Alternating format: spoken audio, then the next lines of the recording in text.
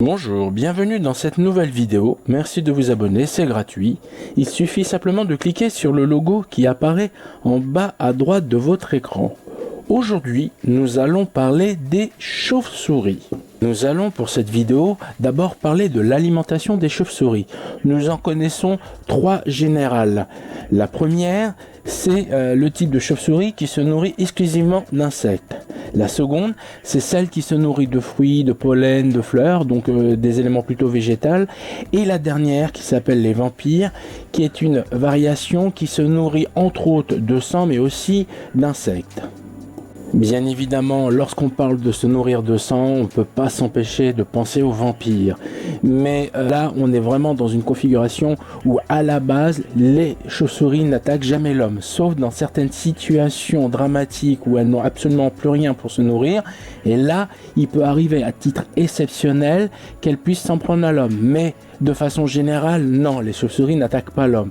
Et de toute façon, les chauves-souris qui se nourrissent de sang sont situées dans le sud de l'Amérique, dans certaines régions comme le Chili, le Mexique, enfin des régions tropicales ou bien chaudes. Donc nous les Européens, nous sommes en sécurité, il n'y a pas de ces chauves-souris dans nos continents. Certains scientifiques, durant la période du corona, ont émis les hypothèses que le corona a pu être généré à cause des chauves-souris. C'est-à-dire la chauve-souris aurait mordu tel ou tel mammifère ou tel élément contenant ces formes de virus et l'aurait transmis par le sang d'un animal vers un autre animal.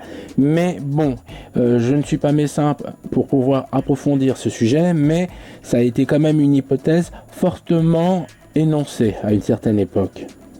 Après que nous ayons parlé de vampires, nous allons parler de catégories un peu plus soft, à savoir les mégachiroptères. Ce sont donc des chauves-souris qui se nourrissent de fruits, de fleurs, de pollen, de légumes.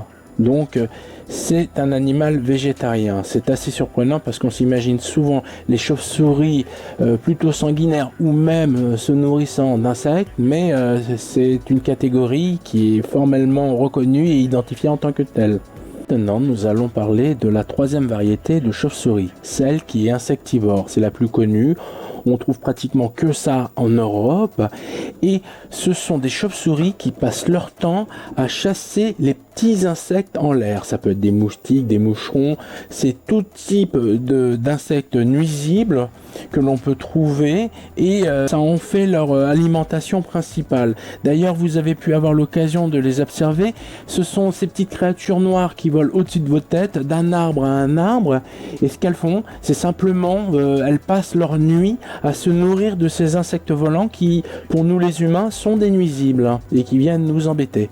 Le volume de consommation de ces insectes pour chaque chauve-souris équivaut à peu près à 1/3 du poids de cette chauve-souris, qui en termes de volume correspondrait par exemple pour une nuit, pour disons 2000 moustiques par nuit. C'est impressionnant. Donc on est très très loin des insecticides et des produits chimiques. Là nous avons un véritable élément très puissant à l'encontre des moustiques. Par contre, si dans votre maison vous décidez d'installer un habitat spécifique pour la chauve-souris, sachez que c'est un animal qui supporte très très mal le froid. Donc il est préférable d'avoir une température pas excessivement haute, mais pour qu'elle n'ait pas la nécessité de rentrer en hibernation. Ce qui arrive à cette créature dès qu'elle n'a plus assez de quoi se nourrir et que le temps s'est refroidi. D'ailleurs, à cet effet, une petite recommandation.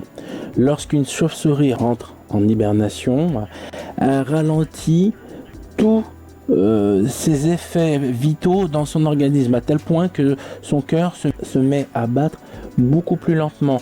Et si vous réveillez en sursaut une chauve-souris en état d'hibernation, le fait de l'avoir récupéré en quelques fractions de seconde tous ses signaux vitaux de façon normale, le choc sera trop fort et elle risque de mourir d'une crise cardiaque. Donc le réveil peut la tuer. Donc petite recommandation, laissez une chauve-souris dormir. Là, je souhaiterais faire une affirmation. La chauve-souris n'est pas aveugle. Elle utilise régulièrement sa vue pour se déplacer, mais il faut savoir que pour se nourrir, là oui, elle utilise son système d'écolocalisation. Vous connaissez le principe, on en a déjà pas mal parlé. Elle envoie un bruit et elle attend le retour de ce bruit pour pouvoir localiser sa proie. Mais attention, la chauve-souris n'est pas aveugle, sauf au moment de sa naissance où le bébé chauve-souris ne voit pas du tout au tout début de sa vie. Revenons sur ce qu'on a dit concernant l'écolocalisation, c'est-à-dire le bruit qu'émet la chauve-souris, c'est-à-dire un bruit qu'elle envoie devant elle, et par effet de retour, comme un radar, le bruit lui revient pour lui donner une appréciation des distances. Il n'y a pas que ça que fait la chauve-souris, c'est-à-dire qu'elle gazouille à certaines occasions. Ce que j'appelle gazouiller, c'est un peu le bruit que vous entendez pour un oiseau. Ça peut servir pour la chauve-souris pour faire sa cour, mais aussi pour éloigner certains prédateurs. Donc, elle émet deux types de sonorités. Petite particularité concernant les ailes de chauve-souris. La chauve-souris est l'être dans cette planète qui a le taux de régénération le plus rapide concernant la réparation de ses ailes. C'est-à-dire que lorsqu'une de ses ailes se déchire, la rapidité de régénération est réellement impressionnante. Puisque d'ailleurs, si elle n'a plus d'ailes, elle ne peut pas survivre. À la grande question, pourquoi les chauves-souris se déplacent-elles pendant la nuit? C'est simplement pour éviter des effets de surchauffe, c'est-à-dire que la chauve-souris passe toute la nuit en vol et elle doit éviter de brûler des calories. Donc automatiquement, il est préférable pour sa santé de se déplacer pendant la nuit. Ça lui permettra de brûler moins de calories et d'éviter quelque chose qui la fera souffrir, comme cette chaleur incommodante. Pour dormir, la chauve-souris s'accroche la tête en bas à n'importe quel élément qui lui permette d'enfoncer ses griffes. Donc ça peut être un arbre, ça peut être une charpente, ça peut être énormément de choses, naturelles ou non naturelles. Mais pourquoi dort-elle la tête en bas? La réponse est simple. La chauve-souris dort toujours la tête en bas et en hauteur parce que comme elle doit dormir 20 heures approximativement par jour, elle risque d'être exposée à toute forme de prédateur. Donc pour cela, pour se préserver, il faut qu'elle puisse réagir en une fraction de seconde. La chauve-souris est extrêmement maladroite dès qu'elle est sur le sol. Mais par contre en l'air, elle devient extrêmement véloce. Donc dès qu'il y a un prédateur, elle se laisse tomber et en une fraction de seconde, elle peut se remettre à voler pour échapper à son prédateur. Donc ceci explique en cela. Voilà, merci, bientôt de nouvelles vidéos, merci de vous abonner, à bientôt.